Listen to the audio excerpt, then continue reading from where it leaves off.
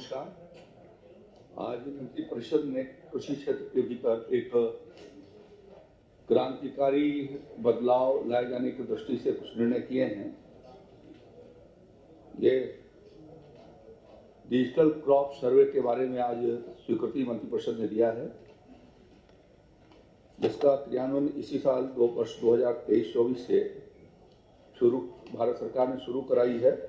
12 राज्यों के भीतर पायलट प्रोजेक्ट चल रहे हैं, जिसमें उत्तर प्रदेश ने उसमें शामिल है, जिसके लिए सहमति दी है। प्रदेश में किसानों के पास 7,87,00,000 के करीब उनके प्लॉट्स हैं, तो उनका सही आंकड़े नहीं आ पाते थे कि किस प्लॉट के भीतर कौन सी फसल लगी हुई है, उसमें कितने एरिया के भीतर लगी है, तो फसलों के डाटा ठीक प्रकार से नहीं मिल पाते थे। और अब यह डिजिटल क्रॉप सर्वे इसका किया जाएगा और उसमें उत्तर प्रदेश के 21 जनपद पायलट रूप से जो है इसके भीतर काम प्रारंभ किया गया है और शेष जो जनपदों के भीतर 10 राजस्व गांव के भीतर ये डिजिटल क्रॉप सर्वे पायलट रूप में शुरू किया जाएगा और एक अगले वर्ष के अंत तक उसके बाद में उनको भी इसके भीतर शामिल किया जाएगा। इसके भीतर उनकी ट्रेनिंग, इनके भीतर ट्रेनर, सर्वेयर, सुपरवाइजर और वेरीफायर, मास्टर ट्रेनर्स, 21 जिले हैं। 21 जिले के भीतर जो जिले हैं उनका नाम मैं आपको बता ही देता हूँ। ये जो 21 जिले हैं उसमें भदोही, संत कबीरनगर, औरैया, महोबा, हबीबपुर, सुल्तानपुर, वाराणसी, जौनपुर, प्रतापगढ़, मिर्जापुर, मुरादाबाद, जालौन, चित्रकूट, फर्रुखाबाद, अयोध्या, चंदौली, झांसी, बस्ती, हरदोई, देवरिया और गोरखपुर में 100% जियो रेफरेंस के आधार पर इनका खसरावार डिजिटल क्रॉप सर्वे किया जाना है और शेष 54 जनपदों के भीतर 10-10 राजस्व ग्राम उसके भीतर शामिल होंगे, जिनके भीतर ये पायलट प्रोजेक्ट के रूप में ये कार्यक्रम चलाए जाएंगे। भारत सरकार और ये केंद्र पूर्व निर्धारित योजना है। भारत सरकार और राज्य सरकार दोनों मिलकर के इसको संचालित करेंगे। 60% जो है वो इसका व्यय भारत सरकार वहन करेगी, 40% राज्य सरकार वहन करेगी और इसके माध्यम से समस्त राजस्व गांव का सजरा मानचित्र, भू संदर्भित मानचित्र का डिजिटलाइजेशन ऑलरेडी हो चुका है। उसको प्रत्येक खेत के साथ जियो रेफरेंसिंग हो सकेगा और भू अभिलेख के साथ मानचित्र के डिजिटलाइजेशन और अंश निर्धारण का कार्य भी राजस्व परिषद कर रही है, वो भी उसके भीतर अंकित हो जाएगी। तो इसमें 3 रजिस्ट्रियाँ होनी है, एक फार्मर रजिस्ट्री, दूसरा भू संदर्भित मानचित्र रजिस्ट्री और तीसरा ये इन तीनों को फिर एकीकृत कर इसके भीतर किया जाएगा और इनका उद्देश्य है फसलों के आच्छादन से संबंधित रियल टाइम शुद्ध डाटा प्राप्त किया जाए, जिससे योजनाओं का नियोजन और लाभार्थियों का सत्यापन, कृषि उत्पादन के विपणन आदि की सुविधाजनक व्यवस्था हो सकेगी। पोर्टल पर सब शो रहेगा तो उसके माध्यम से जो है वो जो इन प्रोसेसर्स हैं वो भी उसका लाभ पा सकेंगे। इनके किसानों का पहचान और प्रमाणीकरण इससे सुगमता से किया जा सकेगा। बार बार किसानों को विभिन्न योजनाओं के लिए प्रमाण पत्रों के लिए जाने की जरूरत होती है, तो उनका आधार ऑथेंटिकेशन होने के नाते उन्हें अब उसकी आगे बार बार उसकी जरूरत नहीं होगी और इसके लिए भारत सरकार और राज्य सरकार ने मिलकर MOU आपस में क्रियान्वयन किए हैं और उसमें राज्य स्तर पर एक प्रोजेक्ट मैनेजमेंट यूनिट बनाई जाएगी, जिसमें कि अपर भूमि व्यवस्था आयुक्त, राजस्व परिषद रहेंगे और साथ साथ में कृषि विभाग, पंचायती राज, उद्यान और विभाग और टेक्निकल NIC का टेक्निकल डायरेक्टर और कृषि के वित्त नियंत्रक, JD राज्य नोडल अधिकारी और एक डिजिटल एग्रीकल्चर, ये लोग उसके भीतर उसके सदस्य होंगे। डिजिटल क्रॉप सर्वे का सत्यापन समय समय पर थर्ड पार्टी एजेंसी के द्वारा भी कराई जाएगी। और थर्ड पार्टी और अन्य एजेंसी का चयन मुख्य सचिव की अध्यक्षता की कमेटी करेगी। इसके योजना का जो लाभ होगा, फसलवार आच्छादन की सटीक जानकारी मिल सकेगी, राज्य के वास्तविक घरेलू उत्पाद का सटीक अनुमान प्राप्त होगा, कृषि क्षेत्र के सूक्ष्म स्तर पर लक्षित क्षेत्र की योजनाओं का ठीक प्रकार से नियोजन संभव हो सकेगा। बैंक द्वारा फसली ऋण का सत्यापन बीसी के माध्यम से हो जाएगा। फसल बीमा का सत्यापन भी इसके माध्यम से हो जाएगी। मोबाइल ऐप के माध्यम से क्रॉप कटाई के एक्सपेरिमेंट का, अभी क्रॉप कटिंग जो होती है वो मैनुअली होती है, उसके माध्यम से इसका एक्सपेरिमेंट भी काफ़ी प्रमाणित रूप से आ सकेगा। और आपदा के दौरान जो नुकसान होते हैं उन क्षति का भी आकलन सही तरीके से होने के नाते उसकी जो उनको क्षतिपूर्ति दिया जाती है वह ठीक समय से समयबद्ध तरीके से सर्वेक्षण और उसको राहत दी जा सकेगी। कृषकों को इसका लाभ यह होगा कि विभिन्न सरकारी योजनाओं का लाभ के लिए बार बार सत्यापन की उनको जरूरत नहीं होगी। एमएसपी पर खरीद के लिए जो हर साल रजिस्ट्रेशन और उनका सत्यापन कराने की आवश्यकता होती है उससे भी उनको सरलीकृत हो जाएगी। फसल के नुकसान में वास्तविक क्षेत्र के अनुरूप उनको मुआवजा मिल सकेगा और किसानों को लक्षित फसल के लिए वो किस प्रकार के क्रॉप लगाए हैं समय पर उनको हम एडवाइस दे सकेंगे कि ऐसी परिस्थितियाँ हैं, और आगे मार्केट इंटेलिजेंस के माध्यम से उनको हम जानकारी दे सकेंगे कि आपको इस क्रॉप के भीतर इस मौसम में ये फसल लगाया जाना आपको ज़्यादा अनुकूल होगा। तो ये सारी सुविधाएं इसके माध्यम से उनको मिल सकेंगी। प्रदेश के भीतर कृषि आधारित उद्योगों को भी इसके माध्यम से कितना हमारे पास उत्पादन है उसकी सही जानकारी हो सकेगी, जिसके माध्यम से उनको संस्थागत विपणन जो बिक्री खरीद होती है उसके लिए उनको जोड़ने का अवसर होगा। कृषि इनपुट के सप्लायर को भी ये उससे सुविधा हो जाएगी कि इस क्षेत्र के भीतर किस प्रकार के इनपुट्स की आवश्यकता है, और आंकड़ों के आधार पर जो और नवोन्मेषी कार्यक्रम है वो उसके माध्यम से चलाए जा सकेंगे। जैसा मैंने पहले बताया है कि 60 और 40% के रेशियो में भारत सरकार और राज्य सरकार इसका वहन करेंगे, और इस तरीके से ये डिजिटल क्रॉप सर्वे एग्रीटेक इसकी इस प्रस्ताव को आज हमारी मंत्रिपरिषद ने आदरणीय योगी आदित्यनाथ जी के नेतृत्व में जो बैठक हुई उसमें स्वीकृति प्रदान किया है। दूसरा एक संशोधन उत्तर प्रदेश कृषि और प्रौद्योगिकी विश्वविद्यालय के उसके अधिनियम के भीतर एक संशोधन हुआ है, और 5वां विश्वविद्यालय कृषि गौतम बुद्ध भगवान महात्मा बुद्ध कुशीनगर विश्वविद्यालय उसके भीतर जोड़ा जाएगा। और इस तरीके से जो है वो इसके अधिनियम बना करके 3 मंडल गोरखपुर, बस्ती और आजमगढ़ के भीतर आने वाले 10 जनपद इसके भीतर शामिल किए जाएंगे।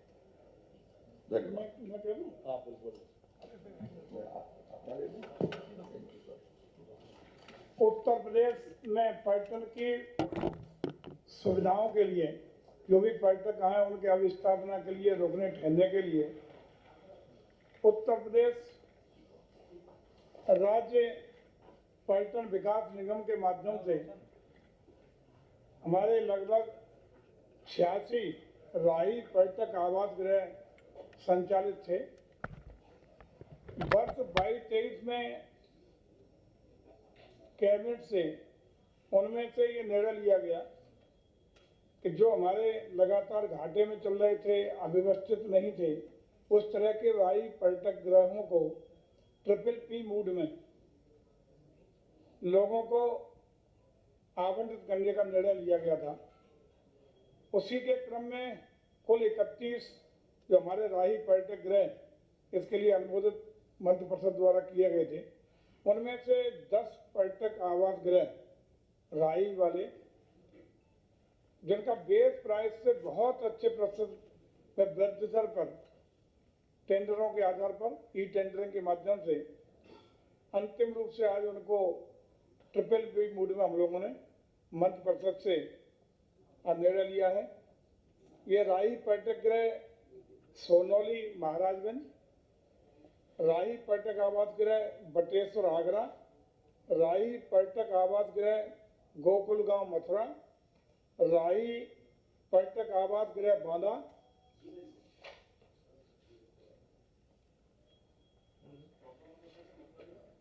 राही पर्यटक आवास गृह कलंजर बांदा जिले का कालिंजर बांदा का। 5वां है राही पर्यटक आवास गृह मथुरा। 6ठा है राही पर्यटक आवास गृह राधा कुंड मथुरा। 7वां राही पर्यटक आवास गृह सांडी झील हरदोई। 8वां है राही पर्यटक आवास गृह नीमसार सीतापुर। 9वां है राही पर्यटक आवास गृह देवगढ़ ललितपुर। और 10वां है राही पर्यटक आवास गृह भदोही। ये अलग अलग जिनका हाईएस्ट रेट पे टेंडर आया था उनको अंतिम रूप से निर्णय लिया गया है कि इनको हम लोग ट्रिपल पी मोड में 30 साल प्लस 30 साल प्लस 2 साल 30 साल पहली बार में 30 साल का नवीनीकरण और 2 साल उनको कंस्ट्रक्शन पीरियड देते हुए हम लोगों ने इन ट्रिपल पी मोड पर देने का निर्णय लिया है ताकि 30 plus 30 plus 2 years construction period 30 years, फिर आफ्टर 30 years रिन्यूअल, कुल टोटल 62 years। इस तरह हम लोग बेहतर सुविधाएं हमारे पर्यटकों को दे सकें इस तरह इनको तैयार कराएंगे, पर्यटकों का आकर्षण का केंद्र बनाएंगे और बेहतरीन संसाधन और सुविधाएं इन राही पर्यटकों को डेवलप करके देने का काम करेंगे।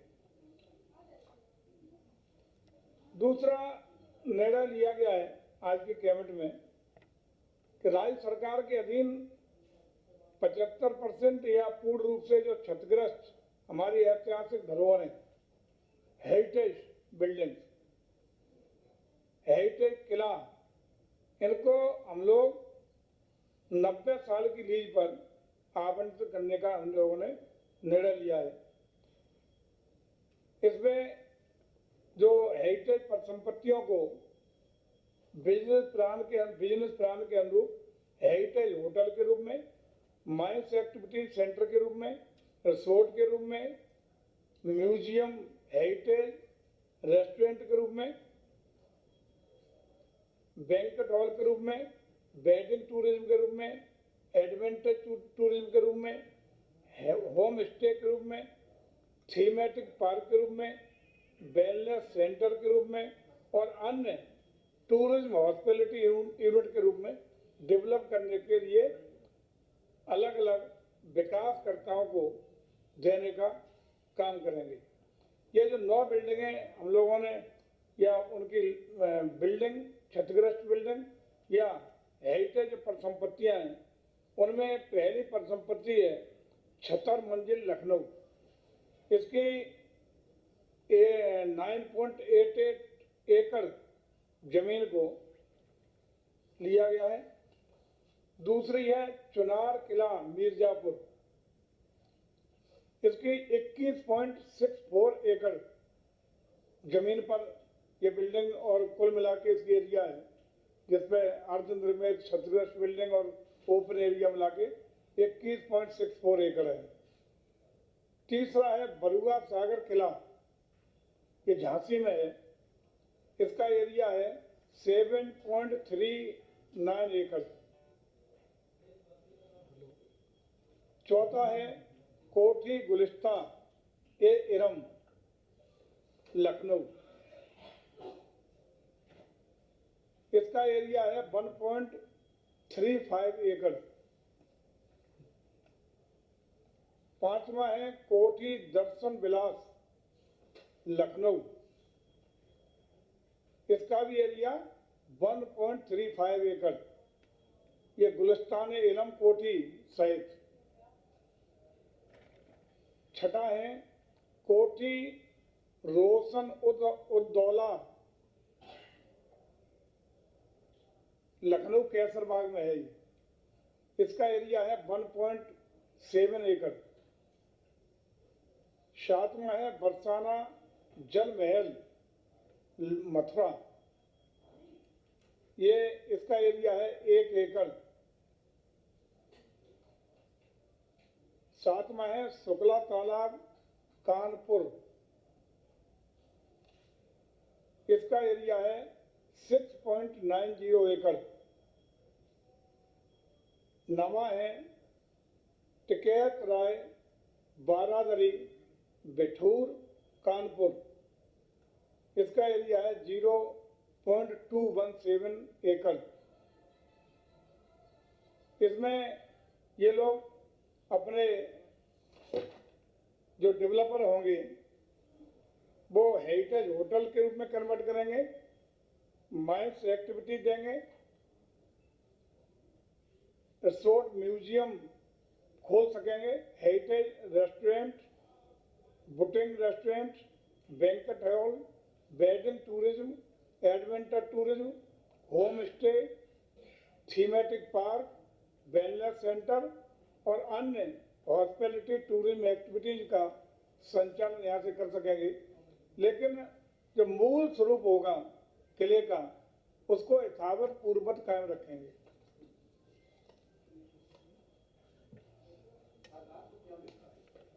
रेवेन्यू सरकार को पूरा रेवेन्यू मिलेगा इसका। अभी हम बताते हैं, पहले ये हो जाने दो, हम बताते हैं इसका पूरा।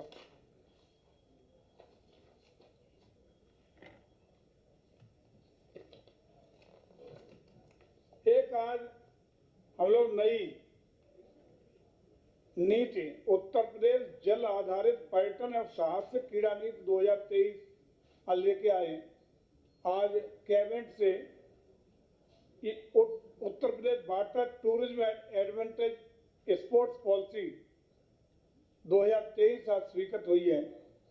इसके अंतर्गत अपने उत्तर प्रदेश के विंध्य बुंदेलखंड क्षेत्र की पहाड़ियों में, हिमालय के तराई क्षेत्रों में लगभग 16,620 वर्ग किलोमीटर के जो वन क्षेत्र हैं, सुंदर परिदृश्य हैं, वन विस्तार, नदियां, झरने, बांध, जलाशय, झीलें, इनको एडवेंचर स्पोर्ट्स की एक्टिविटीज के लिए हम लोग इस्तेमाल करेंगे। ये नीति राज्य सरकार के द्वारा आज जो स्वीकृत की गई है कि अगले 10 वर्षों के लिए वैध होगी। इस पर हम लोग भू आधारित, वायु आधारित और जल मार्गों तीनों की स्पोर्ट्स एक्टिविटीज के लिए उपयोग करने का काम करेंगे। इस पर जल निकायों और भूखंडों पर जो जल आधारित पर्यटन और साहसिक क्रीड़ा की एक्टिविटी कराएंगे। इसका लिए हम लोग जो एडवेंचर स्पोर्ट यूनिट की स्थापना करेंगे, जिसमें पूर्व सैनिकों को समावेशित करने के लिए उत्तर प्रदेश राज्य पर्यटन विकास निगम और उत्तर प्रदेश पूर्व सैनिक कल्याण निगम दोनों के बीच में एमओयू कराएंगे, ताकि पूर्व सैनिकों की सेवाएं उसमें हम ले सकें। इसके लिए जो अहर संचालक बनना चाहेंगे, जो लाइसेंस लेना चाहेंगे, उनके लाइसेंस की प्रक्रिया जिलाधिकारी के माध्यम से संपन्न की जाएगी। संबंधित जिले के जिलाधिकारी उन्हें लाइसेंस देंगे और फिर एक बार का जो लाइसेंस इशू होगा वो 5 साल तक के लिए वैध माना जाएगा। और इसी में साहसिक टूरिज्म के लिए तमाम एक्टिविटीज को बढ़ावा देने का काम होगा। और खास रूप से इसमें जो सारे मानक हैं वो इंडियन एडवेंचर टूरिज्म गाइडलाइन जो भारत सरकार की है, इसकी गाइडलाइन के मुताबिक सारी व्यवस्थाएं, सुरक्षा का मानक और अन्य जो इस गाइडलाइन के अनुसार जो चीजें हैं वो एसओपी इसी के अनुसार हम लागू करने का काम करेंगे।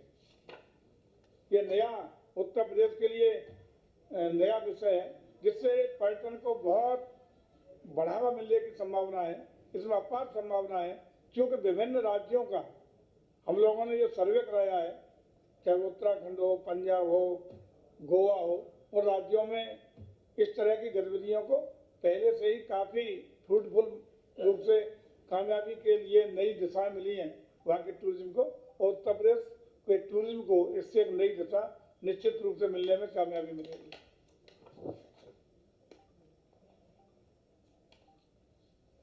लखीमपुर खीरी जनपद में हम लोगों ने जो वहाँ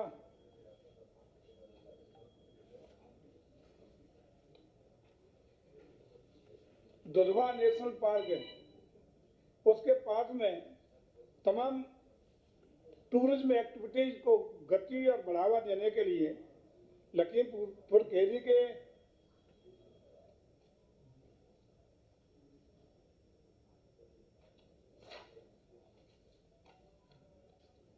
पास, वहीं जो दुधवा नेशनल पार्क है उसी के बगल में सिंचाई विभाग की एक अप्रयुक्त जमीन, जिसका रकबा लगभग 8.30 हेक्टर यानी 20.50 एकड़ रकबा की जमीन है, जो सिंचाई विभाग के लिए अनुपयोगी थी, क्योंकि पहले सिंचाई विभाग के भट्टे हुआ करते थे, कंस्ट्रक्शन के लिए खुद की अपनी ईंट बनाते थे और सिंचाई विभाग उसका उपयोग करता था।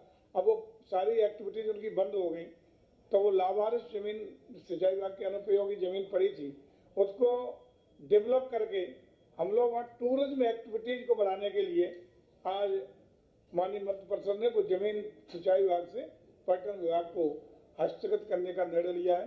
ये इससे हम लोग लखीमपुर खीरी जनपद और खास रूप से दुधवा नेशनल पार्क के पास अपनी टूरिज्म की नई एक्टिविटीज को बढ़ाने के लिए बहुत अच्छा वहाँ और बढ़ावा देने का काम करेंगे, तमाम एक्टिविटीज के लिए डेवलप करने का काम करेंगे। ये आज निर्णय लिए गए हैं। ये 4 निर्णय थे जो उत्तर प्रदेश टूरिज्म के हितों के लिए माननीय मंत्रि परिषद द्वारा आज स्वीकृत करने का, अनुमोदन करने का काम किया गया। श्री उपाध्याय जी, धन्यवाद बहुत बहुत। आज उच्च शिक्षा के क्षेत्र में कुछ महत्वपूर्ण निर्णय लिए गए मंत्रि परिषद की बैठक में। उसमें जो चयन प्रक्रिया थी, अब तक की जो प्रक्रिया थी, उसमें अशासकीय सहायता प्राप्त महाविद्यालयों के शिक्षकों के चयन में उत्तर प्रदेश उच्चतर शिक्षा आयोग तथा अशासकीय सहायता प्राप्त इंटरमीडिएट कॉलेज के शिक्षकों के चयन में उत्तर प्रदेश माध्यमिक शिक्षा सेवा आयोग और सहायता प्राप्त जूनियर हाई स्कूलों एवं संबद्ध प्राथमिक विद्यालयों में सहायक अध्यापकों के पदों पर चयन हेतु संबंधित प्रबंध तंत्र एवं परिषदीय विद्यालयों में सहायक अध्यापक के पदों पर चयन हेतु जिला बेसिक शिक्षा अधिकारी के व सचिव बेसिक शिक्षा परिषद, व्यावसायिक शिक्षा विभाग के निर्देशकों चयन हेतु उत्तर प्रदेश अधीनस्थ सेवा चयन आयोग की व्यवस्था विद्यमान थी। लेकिन इसमें विसंगति ये देखने में आई कि यथा समय ये प्रक्रिया पूरी नहीं कर पाते थे, तो उससे प्रभावी नियंत्रण नहीं हो पाता था, चयन की नियुक्ति नहीं ठीक से हो पाती थी और उससे शिक्षा प्रभावित होती थी। तो माननीय मुख्यमंत्री जी के नेतृत्व में अब इनमें चयन संबंधी दक्षता के लिए एक आयोग बनेगा पूरा, जो उत्तर प्रदेश उच्चतर शिक्षा सेवा आयोग के रूप में काम करेगा। उत्तर प्रदेश शिक्षा सेवा चयन आयोग, ये विधेयक 2023 इसमें पारित हुआ है। इसके अंतर्गत इसमें 12 सदस्य और 1 अध्यक्ष की व्यवस्था होगी। इसका हेड ऑफिस प्रयागराज में होगा और इससे भर्ती की प्रक्रिया में एक रूपता, पारदर्शिता, समयबद्धता और प्रामाणिकता ये होगी। इसलिए एक महत्वपूर्ण प्रस्ताव आज पारित हुआ है अपने मंत्रिपरिषद की बैठक में। इसके अतिरिक्त माननीय मुख्यमंत्री जी का जो लक्ष्य है कि प्रत्येक जिले में एक निजी विश्वविद्यालय अवश्य हो और प्रत्येक मंडल में एक सरकारी विश्वविद्यालय अवश्य हो, तो उसी प्रक्रिया में निजी विश्वविद्यालयों के आने से गुणात्मक परिवर्तन आएगा, शिक्षा में प्रतिस्पर्धा बढ़ेगी। तो निजी क्षेत्र में 5 विश्वविद्यालयों के स्थापना विषय आए हैं, जो कि विधेयक राज्य विधानमंडल में पुनर्स्थापित किया जाना है। ये प्रस्ताव पारित हुए हैं। ये विश्वविद्यालय हैं अग्रवन हेरिटेज विश्वविद्यालय आगरा, महावीर विश्वविद्यालय मेरठ, SDGI ग्लोबल विश्वविद्यालय गाजियाबाद,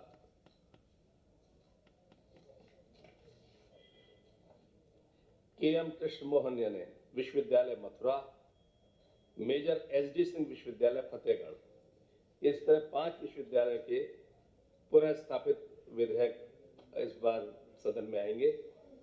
एक विषय ये था, और दूसरा भारत सरकार की IT का विषय है। भारत सरकार की अधिसूचना दिनांक 15/11/2016 द्वारा प्रख्यापित भारतीय तार मार्ग के अधिकार नियम 2016 में भारत सरकार द्वारा अधिसूचना दिनांक 17 अगस्त 2022 द्वारा किए गए संशोधनों को अंगीकार किए जाने के संबंध में है। एक्चुअल में देश में दूरसंचार के क्षेत्र में इंफ्रास्ट्रक्चर की स्थापना और विकास हेतु समयबद्ध रूप से राइट ऑफ वे अनुमोदन प्रदान किए जाने की प्रक्रिया से संबंधित यह है जो आया है मंत्रिपरिषद के समक्ष। तो इसके लिए संचार एवं सूचना प्रौद्योगिकी मंत्रालय भारत सरकार द्वारा जो 15 नवंबर 2016 को Indian telegraph right of way rules 2016 निर्गत किया है, उसको क्रियान्वयन में अंगीकार करने के लिए ये प्रस्ताव आया था। इससे 5G रोल आउट में क्रियान्वयन की महत्ता दृष्टिगत आवश्यक बिंदुओं को समाहित किया गया है। इस निर्णय से उत्तर प्रदेश में 5G के रोल आउट की क्रियान्वयन को गति मिलेगी और 5G सेवाओं में प्रभावी रूप से लागू किए जाने से निवेशकों की संख्या में वृद्धि होगी उत्तर प्रदेश के अंदर। शिक्षा के क्षेत्र में, चिकित्सा संबंधी उपकरणों के संचालन में तथा कृषि क्षेत्र में 5G सेवाओं से संबंधित उपकरणों के उपयोग सहित अन्य क्षेत्रों में विभिन्न प्रकार के लाभ भी प्राप्त होंगे। जनमानस को भी इस निर्णय से 5G सेवाओं का लाभ मिलेगा। प्रस्तावित निर्णय से आम जनमानस को 5G सेवाओं का किफायती उपयोग कर सकेंगे, उन्हें सस्ती दरों पर इसका उपयोग मिल जाएगा और जन सामान्य को अपने व्यवसायिक कार्यकलापों के निष्पादन में भी सुगमता होगी।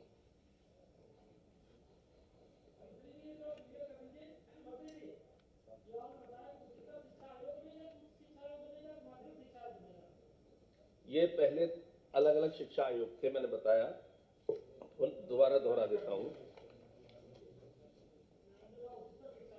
अभी दोहराता हूं आपके सामने, सबका एक हो जाएगा। पहले उच्चतर शिक्षा के लिए जो सेवा भर्ती की वो थी, वो उच्चतर जो शिक्षा आयोग था वह करता था। इंटरमीडिएट के लिए इंटरमीडिएट माध्यमिक शिक्षा आयोग करता था। अब इस सब के लिए बेसिक शिक्षा वगैरह सबके लिए एक आयोग हो जाएगा जिसमें एक अध्यक्ष होंगे, 12 सदस्य होंगे। अब एक ही आयोग से समस्त भर्तियां होंगी। नाम है उसका उत्तर प्रदेश उत्तर प्रदेश शिक्षा सेवा चयन आयोग।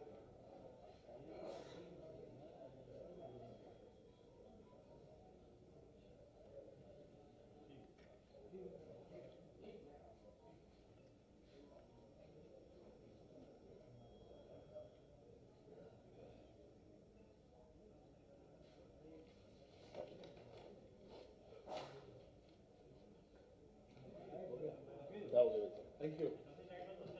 आज के इस प्रेस वार्ता में आप सबका स्वागत है। आज मंत्री परिषद के समक्ष कुल 33 प्रस्ताव आए थे, इसमें एक वापस ले लिया गया। 32 प्रस्ताव पर चर्चा हुई।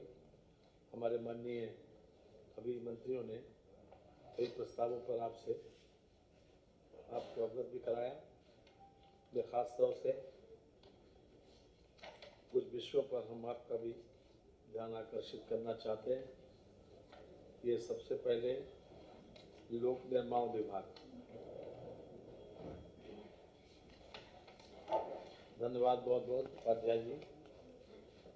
ये मुख्यमंत्री जी की घोषणा के अनुसार जनपद बदायूं में मेरठ बदायूं मार्ग राज्य मार्ग 18 162 से 207 किलोमीटर चेनस तक, अर्थात लगभग 45 किलोमीटर का ये मार्ग 2 लेन से 4 लेन चौड़ीकरण सुदृढ़ीकरण सम्मिलित करते हुए लंबाई इसकी 45.4 किलोमीटर, इसका कार्य जिसकी पुनरीक्षित लागत 316,78,13,000 रुपए, जीएसटी की धनराशि 923.89 लाख को जोड़कर कुल 326,02,02,000 रुपए। इसको मंत्रिपरिषद ने आज अनुमोदित कर दिया है। इससे खासतौर से बदायूं मेरठ मार्ग पर चलने वाले लोगों को बहुत बड़ी सुविधा होगी। दूसरा प्रस्ताव भी पीडब्ल्यूडी का है। ये यद्यपि पीडब्ल्यूडी विभाग इसमें नोडल विभाग था, सिंचाई विभाग की जमीन 1.0254 हेक्टेयर भूमि, जिसकी कुल आकलित लागत 166,26,000 रुपए है, भारतीय रेल विभाग के माध्यम से रेल विकास निगम लिमिटेड को सशर्त स्थायी रूप से समूल्य हस्तांतरित करने के संबंध में मंत्रिपरिषद ने सहमति दे दी। ये रेल लाइन परियोजना है आगरा से कीठम भाड़ई बाईपास के मार्ग। तीसरा प्रस्ताव है अयोध्या शहर को सोलर सिटी के रूप में विकसित करने का। हम जानते हैं कि प्रदेश में हम लगातार सौर ऊर्जा को बढ़ावा दे रहे हैं और उसी परिप्रेक्ष्य में अयोध्या में 40 मेगावाट की सोलर विद्युत परियोजना की स्थापना के लिए ग्राम मजरा रामपुर हरवारा एवं ग्राम मजरा सराय राशि परगना हवेली अवर तहसील सदर में इस 165.10 एकड़ भूमि उपयुक्त पाई गई है और इसके लिए खास तौर से 40 मेगावाट बिजली सौर ऊर्जा के माध्यम से पैदा करने की योजना है। इसका 9 करोड़ रुपए इसमें लागत आएगी। इसमें 70.08 मिलियन यूनिट हरित ऊर्जा का उत्पादन होगा, जो अयोध्या शहर में ऊर्जा की मांग की पूर्ति हेतु ग्रिड में फीड की जाएगी। सरयू नदी के निकट अनुपयोगी भूमि का उत्पादक उपयोग हो सकेगा, साथ ही स्थानीय स्तर पर इस पर रोजगार भी सृजित होगा। चौथा है ये भी सौर ऊर्जा नीति, उत्तर प्रदेश सौर ऊर्जा नीति 2022 तथा उत्तर प्रदेश जैव ऊर्जा नीति 2022 के अंतर्गत सौर ऊर्जा परियोजना जैव ऊर्जा परियोजनाओं की स्थापना के लिए निवेशकों को भूमि उपलब्ध कराए जाने के संबंध में जो गर्मी का मौसम या इन्वायरमेंटल जो डिसबैलेंस हो रहा है उसको खास तौर से ध्यान में रखते हुए ये नीति खास तौर से लाई गई है। लगातार इस बात पर बल दिया जा रहा है कि हम सौर ऊर्जा को बढ़ावा दें, जैव ऊर्जा परियोजनाओं की स्थापना के लिए भूमि उपलब्ध कराएं। उत्तर प्रदेश सौर ऊर्जा नीति 2022 एवं उत्तर प्रदेश जैव ऊर्जा नीति 2022 में परियोजनाओं को भूमि उपलब्ध कराने के लिए एक महत्वपूर्ण कदम है। इसमें सौर ऊर्जा परियोजनाओं और जैव ऊर्जा परियोजनाओं की स्थापना के लिए सार्वजनिक उपक्रमों हेतु 1 रुपये प्रति एकड़ प्रति वर्ष के सांकेतिक मूल्य पर ये सरकारी संस्थाओं को 1 रुपये प्रति एकड़ प्रति वर्ष के सांकेतिक मूल्य पर तथा निजी निवेशकों को 15,000 रुपये प्रति एकड़ प्रति वर्ष के लीज रेंट पर अधिकतम 30 वर्षों के लिए भूमि उपलब्ध कराई जाएगी। निवेशक के साथ यूपी नेडा और द्वारा लीज डीड हस्ताक्षरित की जाएगी। लीज डीड के निष्पादन के लिए देय स्टाम्प शुल्क या अन्य देयताओं का वहन लीज पर भूमि प्राप्त करने वाले निवेशक द्वारा किया जाएगा। लीज हस्तांतरण होगी और आगे किसी को ट्रांसफर या सबलेट नहीं की जाएगी। भूमि उपलब्ध कराए जाने के 2 माह के अंदर यदि निवेशक मौके पर कोई निर्माण या स्थापना कार्य नहीं करेगा तो उसे एक अवसर देकर उसको निरस्त भी की जा सकती है। ये खास तौर से हमारे ग्लोबल वार्मिंग और जलवायु परिवर्तन को देखते हुए ये किया गया है। एग्रीकल्चर वाला हो गया, शाही जी कर गए। ये एक ATS सिस्टम लागू हो रहा है परिवहन विभाग की ओर से। प्रदेश में वाहनों की तकनीकी स्वस्थता को यानी फिटनेस सर्टिफिकेट जो वाहन के लिए दिए जाते हैं उसका एक प्राइवेटाइजेशन किया जा रहा है। खास तौर से उसमें कंपटीशन के आधार के ऊपर हर मंडल में 2-2 लोगों को इस प्रकार से नियुक्त किया जाएगा, एक बिड के माध्यम से, ताकि कंपटीशन भी हो और लोगों को जल्दी से फिटनेस सर्टिफिकेट दिया जा सके। ये परिवहन विभाग का है। इसके अलावा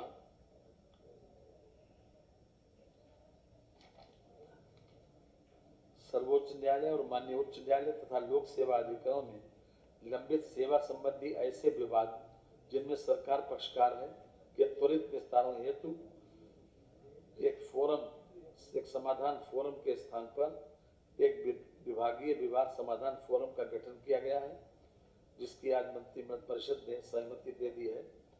इसका उद्देश्य होगा कि सरकार के में जितने विभिन्न न्यायालयों में या कर्मचारी और जिसमें सरकार एक पक्ष है, कर्मचारियों का अधिक समय बर्बाद न हो और इसमें पैरवी करने वाले अधिकारियों का समय बर्बाद न हो, इसलिए एक समाधान फोरम का गठन करने की सरकार ने सहमति दी है।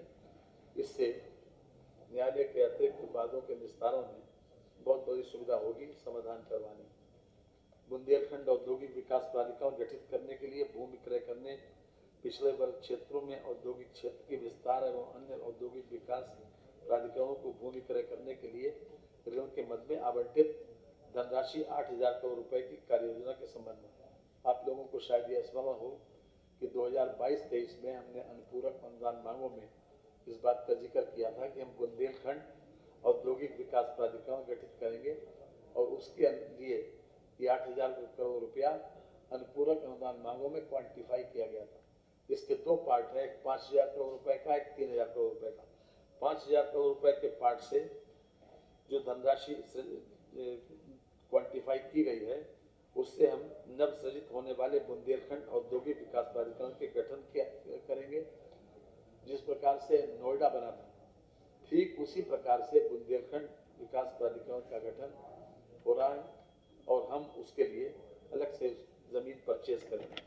साथ ही साथ जो 3,000 करोड़ रुपए का कंपोनेंट है, उससे जो बुंदेलखंड औद्योगिक विकास प्राधिकरण के अतिरिक्त अन्य औद्योगिक विकास प्राधिकरण की मांग पर उक्त धनराशि में से भूमि की लागत का 50% राज्य सरकार द्वारा ब्याज मुक्त ऋण के रूप में तथा शेष 50% धनराशि का वित्त पोषण संबंधित प्राधिकरण द्वारा वित्तीय संस्थाओं स्वयं के स्रोतों से कराया जाएगा। ये खास तौर से जो इंडस्ट्रियल डेवलपमेंट हमारा जो बाहर से इन्वेस्टमेंट आ रहा है, उसको देखते हुए ये किया गया है कि जितने भी और भी औद्योगिक विकास प्राधिकरण हैं, उसको फैसिलिटेट करने के लिए, उनको जमीन खरीदने के लिए इस प्रकार की सुविधा ये उपलब्ध कराई जा रही है। ये भी अपने आप में ईज ऑफ डूइंग बिजनेस के लिए और खासतौर से इंडस्ट्रियल डेवलपमेंट को बढ़ावा देने के लिए महत्वपूर्ण कदम है।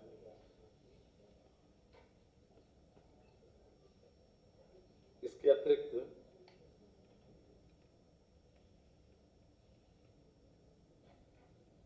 अभी तक जो भूमि उपयोग परिवर्तन है, उसके लिए सरकार के पास आना पड़ता था। ये पावर डेलीगेट की गई है मंडलायुक्तों को और इसके तहत कोई भी प्रोजेक्ट किसी भी प्रकार से अगर हम पूरा करना चाहें और उसमें कोई एक व्यक्ति या किसी एक व्यक्ति की भूमि या कहीं कोई ऐसी कोई स्थिति आ जाती है कि जहाँ पर वो भूमि की वजह से प्रोजेक्ट रुकता है, तो उसको ट्रांसफर करना, उसको अंतर्निहित एक्सचेंज करना, उसकी पावर भी मंडलायुक्तों को दे दी गई।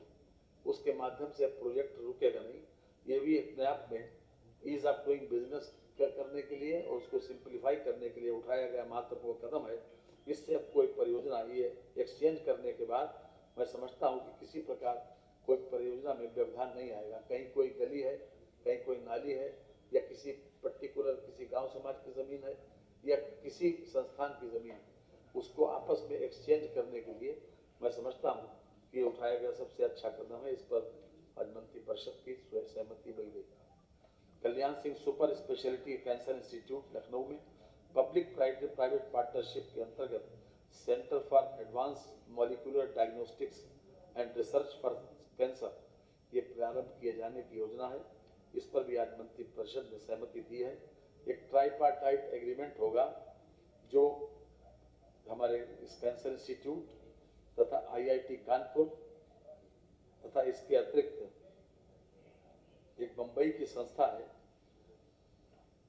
Karkinos health care private limited, इनके मध्य एक ट्राइपार्टाइट एग्रीमेंट होगा। हम सब जानते हैं कि अभी तक कैंसर काफी देर से डायग्नोज हो पाता है, तो कैंसर जल्दी डायग्नोज हो सके, उसके बारे में और रिसर्च हो सके, और ज़्यादा से ज़्यादा इसमें जिन लोगों को हमने शामिल किया है वो लोग एक्सपर्ट हैं।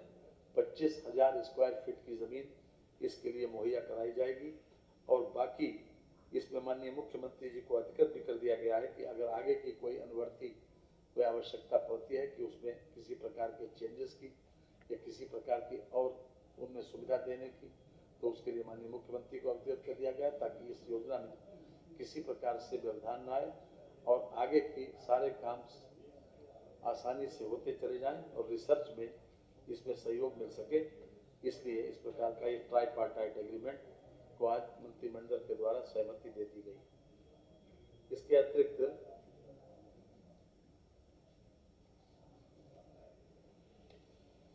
अभी पीछे भारतीय स्टाम्प अधिनियम 1899 की सूची 1 खा के अनुच्छेद 33 के प्रावधानों के अधीन उत्तर प्रदेश राज्य में दान विधेयकों पर संपत्ति के मूल पर हस्तांतरण पत्र कन्वेंस डीड की भांति स्टाम्प शुल्क प्रभार रजिस्ट्रीकरण अधिनियम 1908 की धारा 17 के प्रावधानों के अधीन अचल संपत्ति के दान विलेख का रजिस्ट्रीकरण अनिवार्य है। देश के प्रमुख राज्यों में इसका व्यवस्था पहले से चली आ रही है।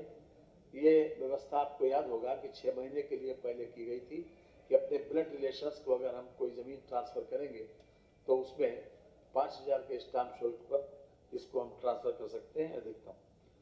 तो ये व्यवस्था जो है वो ये बताई दे रहे हैं कि उत्तर प्रदेश राज्य में भी परिवार के सदस्यों पुत्र पुत्री पिता माता पति पत्नी पुत्रवधू पुत्र की पत्नी सगा भाई सगे भाई के मृतक होने की दशा में उसकी पत्नी सगी बहन दामाद पुत्री का पति पुत्र पुत्री के पुत्र पुत्री के मध्य निष्पादित अचल संपत्ति के दान विलेख पर प्रभार स्टाम्प शुल्क की अधिकतम सीमा 5,000 रुपये निर्धारित किया जाना प्रस्तावित है। अर्थात इस पर भी आज मंत्रिपरिषद की सहमति मिल गई है। ये भी काफ़ी दिनों से लोगों की मांग थी कि ये अच्छी बहुत योजना थी और काफ़ी पॉपुलर भी हुई थी। अब फिर से ये मंत्रिपरिषद की स्वीकृति मिलने के बाद ये चालू हो गई। अब संपत्ति का हस्तांतरण ब्लड रिलेशंस में बहुत सुविधाजनक तरीके से हो सकेगा जी जब तक समाप्त न हो जाए।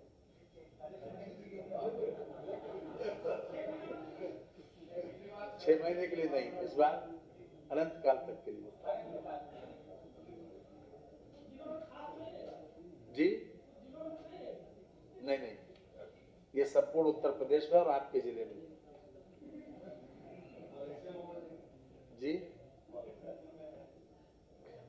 ये एक लैंड का ट्रांसफर है। मेरठ स्थित केंद्रीय गोवंश अनुसंधान संस्थान की रक्षा भूमि का लीज समाप्त होने के उपरांत प्रदेश के भीतर स्थानांतरण राजकीय पशुधन एवं कृषि प्रक्षेत्र बाबूगढ़ हापुड़ की भूमि हस्तांतरित किए जाने के संबंध में इनके पास लगभग 554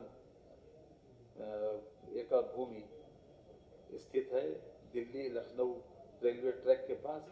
इसमें से 150 एकड़ भूमि इनको दी जा रही है केंद्रीय गोवंश अनुसंधान संस्थान, क्योंकि इनकी लीज समाप्त हो गई। जो रक्षा की भूमि थी पहले वो अब समाप्त हो गई। हम जानते हैं कि गो संवर्धन और गो संरक्षण हमारी सरकार की प्राथमिकता है और उसके लिए विशेष रूप से ये जमीन उपलब्ध कराई गई। इसमें खास तौर से अनुसंधान भी होगा और जो पशुओं की नस्ल का सुधार का जो कार्यक्रम चल रहा था उसको भी आगे बढ़ाया जाएगा। ये भी मेरठ के मंडलायुक्त ने जानकारी दी थी।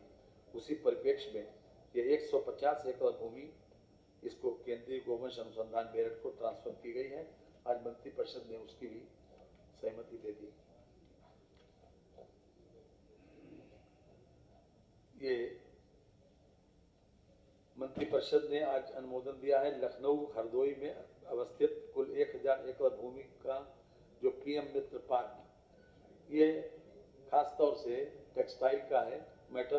पीएम मेगा एकीकृत वस्त्र क्षेत्र एवं परिधान पार्क योजना के अंतर्गत टेक्सटाइल पार्क की स्थापना एवं भूमि हस्तांतरण के संबंध में यह प्रस्ताव मंत्रिपरिषद के समक्ष आया था और इसमें खास तौर से टेक्सटाइल पार्क को विशेष रूप से सहमति दे दी गई है। इसमें 8 लोगों का एक बोर्ड रहेगा, उसमें 3 मेंबर भारत सरकार के हैं, 3 मेंबर राज्य सरकार के और 2 स्वतंत्र निदेशक होंगे। इसमें उत्तर प्रदेश सरकार की ओर से अपर मुख्य सचिव या प्रमुख सचिव हथकरघा एवं वस्त्र उद्योग विभाग, आयुक्त एवं निदेशक हथकरघा एवं वस्त्र उद्योग उत्तर प्रदेश सरकार, तीसरे हैं अपर मुख्य सचिव वित्त विभाग उत्तर प्रदेश शासन अथवा उनके द्वारा नामित कोई विशेष सचिव। तो प्रधानमंत्री मेगा एकीकृत वस्त्र क्षेत्र प्रधान यानी पीएम मित्र पार्क की स्थापना के लिए एसपीवी को 99 वर्षों की लीज पर दी जा रही भूमि पर देय स्टाम्प शुल्क में छूट दी गई है। इसमें किसी प्रकार का कोई स्टाम्प शुल्क नहीं पड़ेगा और भविष्य में भी जो भूमि राज्य सरकार के द्वारा स्पेशल पर्पस के लिए आवंटित की जाएगी या हस्तांतरित की जाएगी, उस पर भी किसी प्रकार का कोई स्टाम्प शुल्क नहीं पड़ेगा। जनपद बस्ती, गोंडा, मिर्जापुर एवं प्रतापगढ़ में निर्माणाधीन इंजीनियरिंग कॉलेजों को डॉक्टर एपीजे अब्दुल कलाम प्राविधिक विश्वविद्यालय लखनऊ का संयुक्त संस्थान बनाए जाने के संबंध में आज मंत्रिपरिषद ने इस पर भी अपनी सहमति दे दी। प्रदेश में गुणवत्तापूर्ण तकनीकी शिक्षा के विकास एवं निर्माणाधीन इंजीनियरिंग कॉलेजों को शैक्षिक सत्र 2023-24 में संचालित किया जाना है। इस हेतु बस्ती, गोंडा, मिर्जापुर एवं प्रतापगढ़ में निर्माणाधीन इंजीनियरिंग कॉलेजों को डॉक्टर एपीजे अब्दुल कलाम प्राविधिक विश्वविद्यालय लखनऊ का संयुक्त कॉलेज बनाया जाना है। इस पर भी आज मंत्रिपरिषद की सहमति हो गई। अभी तक इंजीनियरिंग कॉलेज में ये जो 4 प्रांतों में नहीं थे, उसमें भी अब इसकी व्यवस्था हो गई। मुख्यमंत्री शहरी विस्तारीकरण नए शहर प्रोत्साहन योजना के अंतर्गत 7 प्राधिकरण विशेष क्षेत्र प्राधिकरणों को धनराशि आवंटित किए जाने के संबंध में ये 2022-23 में 1000 करोड़ रुपया लखनऊ विकास प्राधिकरण को इसलिए दिया गया था कि बाकी क्षेत्र विकास प्राधिकरणों को खास तौर से फैसिलिटेट करें। इसके लिए गोरखपुर, चित्रकूट, अलीगढ़, आगरा, बुलंदशहर, बरेली और झांसी इन विकास खंडों को ये धनराशि दी जा रही है एक कर्जे के रूप में। ये 6/4/23 को जो दिशा निर्देश निर्गत किए गए थे, उस पर मंत्रिपरिषद ने आज सहमति दी है। भूमि अर्जन में आने वाले व्यय का 50% तक राज्य सरकार द्वारा सीड कैपिटल के रूप में अधिकतम 20 वर्ष की अवधि के लिए दिए जाने का प्रावधान है। नए शहरों का समग्र एवं समुचित विकास मद में वित्तीय वर्ष 22-23 में प्रावधानित धनराशि 4000 करोड़ रुपए के सापेक्ष 1000 करोड़ धनराशि आरित कर शासनादेश दिनांक 31/3/23 द्वारा उपाध्यक्ष लखनऊ विकास प्राधिकरण को दे दिया गया था। उनके निवर्तन पर यह राशि रखी गई। ये एक तरीके से इंटरेस्ट फ्री 20 साल का लोन है जो खास ये प्राधिकरण है गोरखपुर, चित्रकूट, अलीगढ़, आगरा, बुलंदशहर, बरेली एवं झांसी।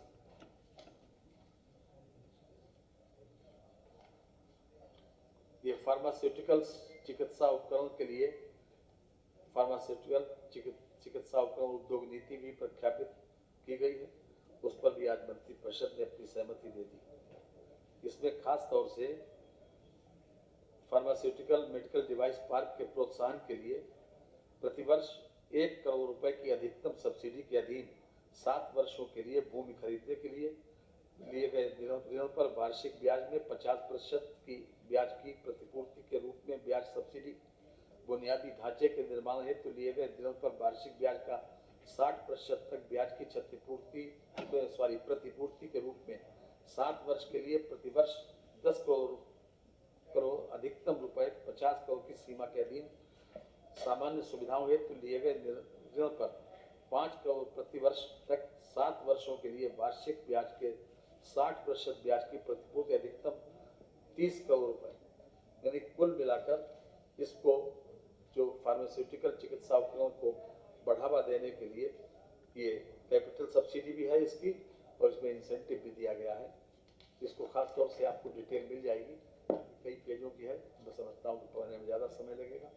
सब जगहों में समय वो नहीं करना चाहते, अलग से ये दे देंगे। इसको दे दीजिए। ये प्रेस नोट में सबका समाहित है सारी चीजें, पूरी पॉलिसी। एक उपभोक्ता कल्याण कॉर्पस कोष का गठन किया गया है। इसमें 75% भारत सरकार का है, 25% हमारा है।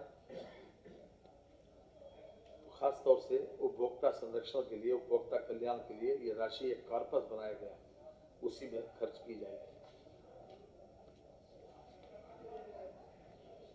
ये हुक्का बार वाला वापस लिया गया।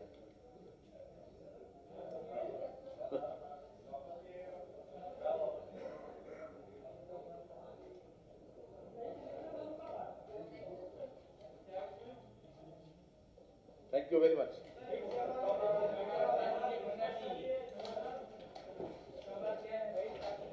आज आपका बहुत समय लिया, लेकिन मैंने कोशिश की कि हम आपका समय ज्यादा बर्बाद न करें।